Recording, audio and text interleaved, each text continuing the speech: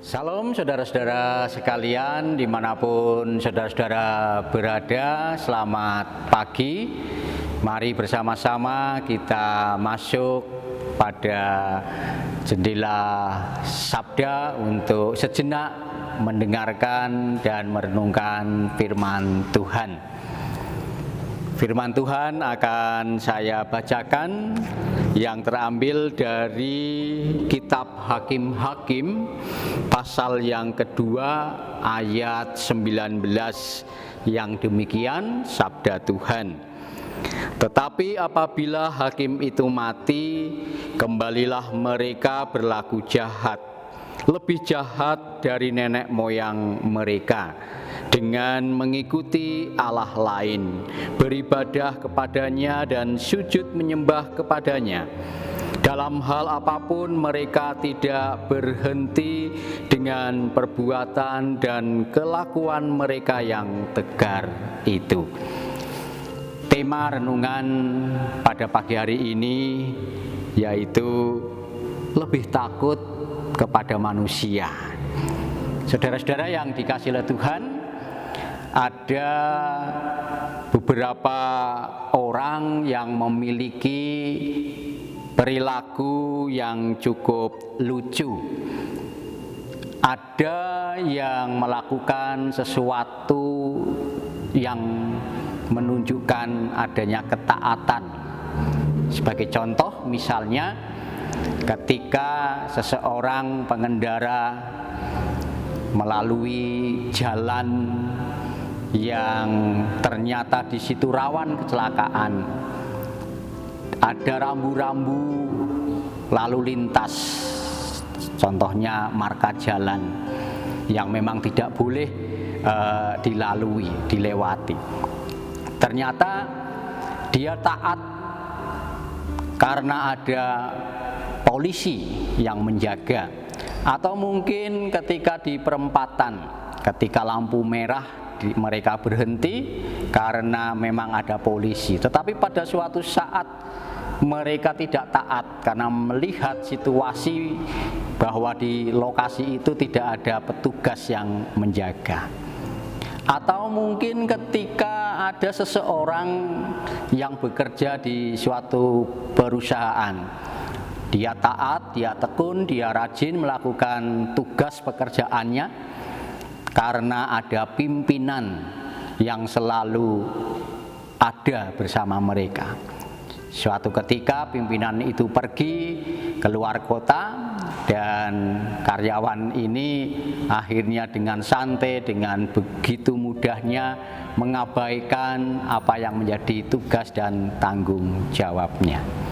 Saudara-saudara yang dikasihi oleh Tuhan, firman Tuhan pada saat ini juga mengingatkan bagaimana perilaku kehidupan umat milik Allah. Ketika hakim-hakim, para pemimpin mereka sudah tidak ada lagi bersama dengan mereka. Generasi berikutnya justru tidak takut kepada Tuhan.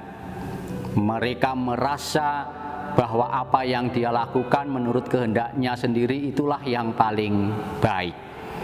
Dan dikatakan tadi bahwa generasi berikutnya, angkatan yang masih ada setelah Yosua dan rekan-rekannya sudah tidak ada lagi bersama mereka, mereka berbakti kepada ilah lain, sujud menyembah kepada ilah lain, dan mereka hidup di dalam belenggu dosa. Namun ketika mereka menghadapi pergumulan karena tidak taat, tidak setia kepada Tuhan, menghadapi kehancuran akibat perilaku mereka, Tuhan menghendaki umatnya itu mengalami suatu penjajahan dari bangsa lain. Dan mereka akhirnya memohon pertolongan Tuhan, mohon ampun, lalu Tuhan pun memberikan pengampunan. Saudara-saudara yang dikasihi oleh Tuhan, mengingatkan kepada kita apa yang sebenarnya terjadi dalam kehidupan manusia, kaitannya dengan kedewasaan rohani. Salah satu ciri kedewasaan rohani yaitu bahwa kita tetap melakukan yang baik, melakukan apa yang menjadi kehendak Tuhan, sekalipun kita tidak ada yang mengawasi. Dimanapun kita berkarya, bekerja, kita selalu patuh. Nah, itulah menunjukkan kedewasaan rohani yang tentunya bertanggung jawab.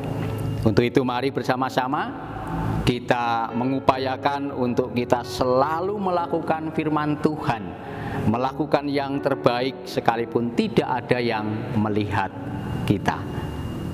Mari kita mohon penyertaan Tuhan, bimbingan Tuhan, kita berdoa. Bapa dalam surga, kami mengucap syukur jikalau pada pagi hari ini kami diingatkan untuk kami tetap setia melakukan apa yang menjadi kehendak Tuhan. Kami lebih takut kepada Tuhan, sehingga apa yang kami lakukan semuanya boleh menjadikan kami sebagai pribadi-pribadi yang mencerminkan pribadi yang memiliki kedewasaan rohani, kedewasaan iman. Di dalam Kristus Tuhan dan Juru Selamat kami berdoa dan mengucap syukur. Amin. Demikian Jendela Sabda pada pagi hari ini.